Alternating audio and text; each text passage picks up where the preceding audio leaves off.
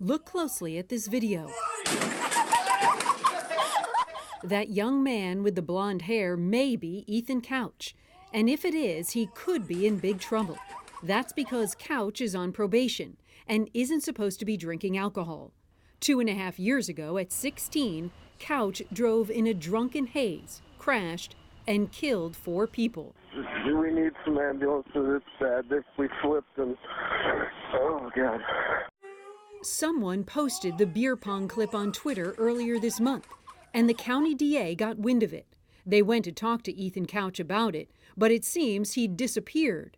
His probation officer hasn't heard from him in days. No one knows where he is. I hate to say I told you so, but I told you so. The county sheriff wanted Couch locked up back in 2013, but one defense witness changed that. In one of the most bizarre defense strategies we've ever heard of, attorneys for Couch blame the boy's parents for his behavior that night, all because of how they raised him. A psychologist and defense witness testified that the boy suffered from something called affluenza, a lifestyle where wealth brought privilege and there were no consequences for bad behavior. The so-called affluenza defense touched off outrage around the country.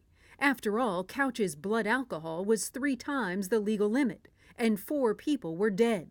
But the court bought it. Couch pleaded guilty to intoxication manslaughter, but instead of going to jail, the judge sentenced him to alcohol rehabilitation and 10 years probation. His father agreed to pay $500,000 for his son's pricey rehab digs. Victims' families were horrified. We had over 180 years of life taken, future life, not 180 years lived, but 180 years of future life taken. And 2 of those were my wife and daughter.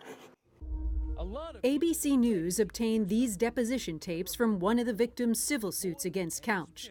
Listen as Ethan Couch's mother admits letting her son drive illegally. You understood if he was, at any time he was under 16, he was never to be driving by himself.